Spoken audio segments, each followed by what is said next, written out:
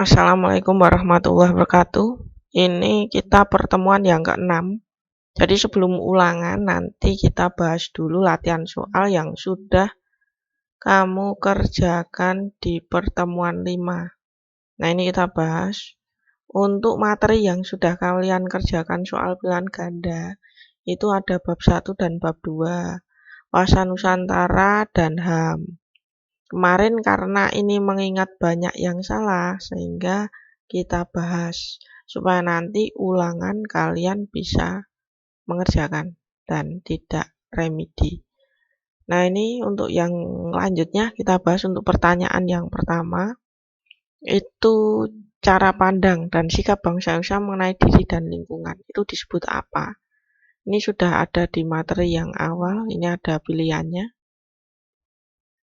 Nah, ini semua berkaitan, tapi yang paling tepat itu adalah yang di wawasan Nusantara. Wawasan itu cara pandang, Nusantara itu diri dan lingkungan. Nusantara, Nusa dan Antara. Jadi bangsa Indonesia dengan lingkungannya. Nah, yang D jawabnya nomor 1. Tepat itu D. Kemudian lanjut di nomor 2. Pertanyaan kedua. Seperti ini pertanyaannya. Ada aspek wawasan Nusantara ini disajikan aspek-aspeknya 1-6. Kita disuruh memilih aspek alamiah.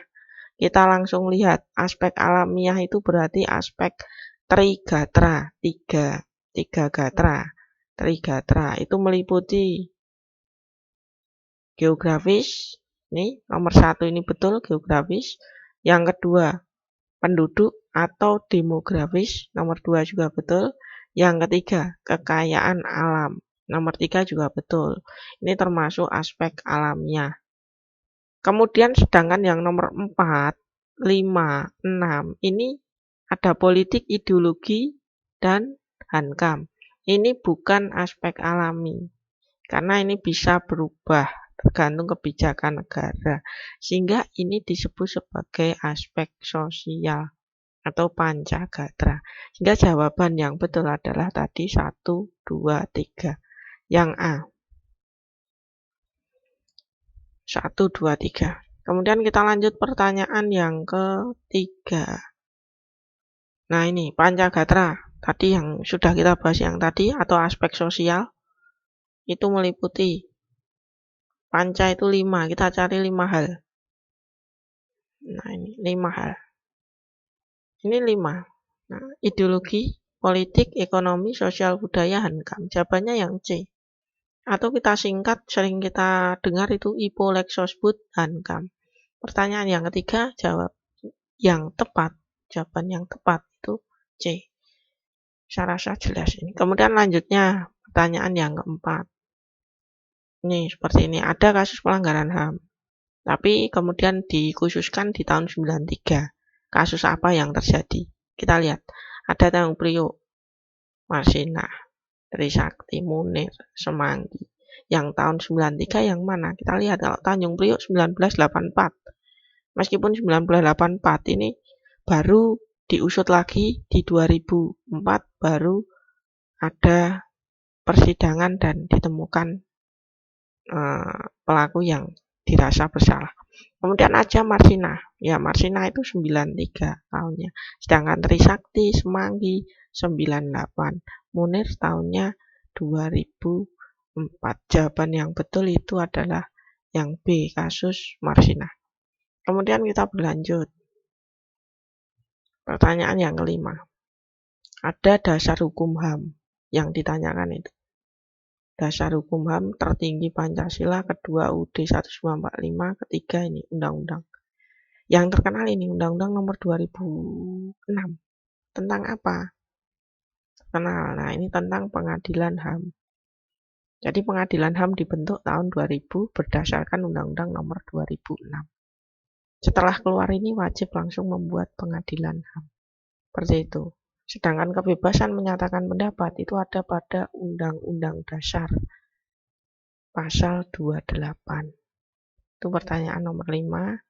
Jawabnya yang tepat C. Kemudian kita lanjut. Nomor berikutnya, nomor 6. Ada tokoh kenegaraan, ini merupakan suatu sejarah yang menyatakan bahwa Muhammad Yamin mengatakan bahwa bentuk negara itu unitarisme yang paling tepat dengan alasan 5. Menyatakan dasarnya 5. Apa saja salah satunya kita memilih.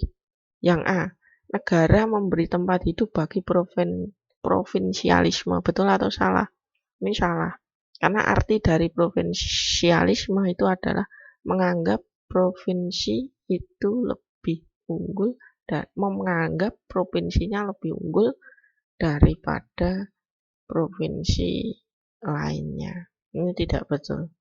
Karena akan menimbulkan perpecahan. Kemudian lanjutnya, yang B, tenaga terpelajar kebanyakan di luar Pulau Jawa. Ini juga salah. Karena memang kebanyakan di Jawa. Yang C, wilayah Indonesia sama potensi dan kekayaannya. Ini juga salah. Karena wilayah Indonesia itu tidak sama. Kekayaan alamnya berbeda-beda. Berbeda potensi. Atau beragam potensi. Sehingga butuh persatuan. Kemudian yang D, unitarisme merupakan cita-cita gerakan kemerdekaan. Nah, ini yang betul. Karena unitarisme itu persatuan. Cita-cita kemerdekaan itu iya. Dari dulu kita bercita-cita untuk bersatu. Ini jawabnya D. Kemudian yang E, negara Indonesia merupakan beberapa negara bagian.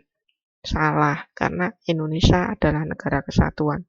Pilihan bentuk negara itu ada 2. Kesatuan atau serikat.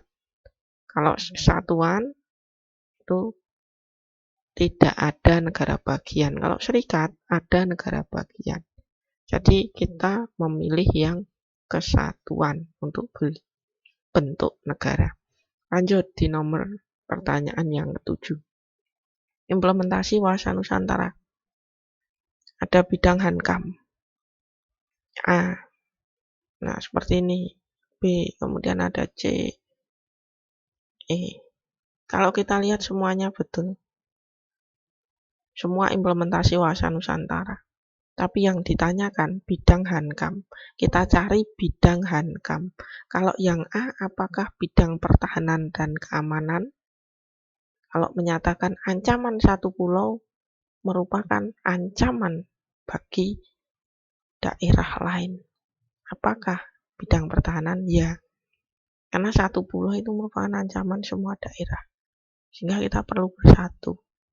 Ini yang A seperti itu. Kemudian yang B ini salah karena ini bidang sosial budaya kalau yang B. Yang C bidang ekonomi. Yang D bidang politik. Yang E bidang hukum karena ada tulisan sini hukum. Sehingga jawaban yang tepat A. Lanjut di nomor 8. Ini ada aspek trigatra yang ditanyakan. Kemudian contoh masalahnya. Kalau tadi penyebutan, kalau sekarang contoh masalah. Ini kata kuncinya adalah segi demografi. Demografi itu kata lain dari penduduk. Hubungan dengan penduduk. Kita cari yang ada hubungan dengan penduduk.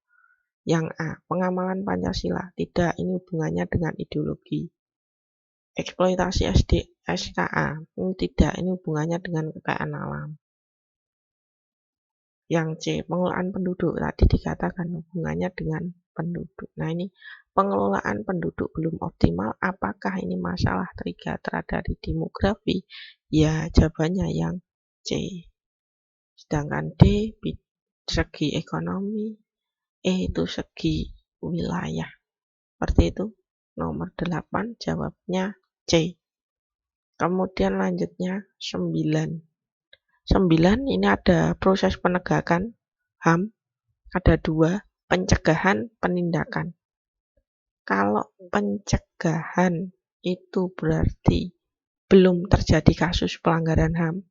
Kalau penindakan itu berarti sudah terjadi kasus pelanggaran HAM. Yang ditanyakan pencegahan. Bagaimana upaya pemerintah ketika HAM atau kasus pelanggaran HAM belum terjadi dan supaya tidak akan terjadi. Kalau yang A, ini pelayanan konsultasi menghadapi kasus HAM berarti sudah terjadi. Salah. pengaduan dari korban pelanggaran HAM, ada korban, berarti sudah terjadi salah. Investigasi, berarti mencari data, bukti, informasi. Ini berarti bukan pencegahan, karena sudah terjadi. Penyelesaian perkara, berarti sudah terjadi. Yang E, pelaksanaan pendidikan HAM. Ini belum terjadi. Ya, jawaban yang tepat E. E ini melaksanakan pendidikan HAM. Ini cara pencegahan. Jadi sebelum terjadi pelanggaran HAM, dilakukan pendidikan HAM supaya masyarakat tahu untuk menghormati hak orang lain. Kalau ingin dihormati, maka hargailah hak orang lain. Nah, seperti itu pelaksanaan pendidikan HAM pada masyarakat. Kemudian pertanyaan yang terakhir 10. Ini mudah. Hubungan antara HAM dan Pancasila. Pancasila itu dasar hukumnya yang paling tinggi. Jadi hubungannya apa? Nah, ketika ada suatu sikap saling menghormati ibadah agama sesuai dengan kepercayaan masing-masing, itu merupakan sesuatu yang disebut sebagai HAM, dan kemudian itu merupakan pengalaman sila keberapa. Hubungannya dengan ibadah. Ibadah itu berarti ini sangat mudah, udah jelas. Ini yang A, ketuhanan yang Maha Esa. Ini berkaitan dengan ibadah, berhubungan dengan Tuhan. Sedangkan yang lain belum tepat. Nah, seperti ini. Ini sekian di soal yang kita bahas di latihan yang kemarin yang sudah kalian kerjakan. Nah, kemudian nanti bisa kalian mengerjakan ulangan. Jadi guru yang berhasil itu ulangan siswanya itu nilainya 10. Nah, saya harapkan nilai kalian 10 semua. Nah, kemudian nanti untuk ulangan soalnya ada 10 pilihan ganda dan 2 IC. Sekian, terima kasih. Wassalamualaikum warahmatullahi wabarakatuh.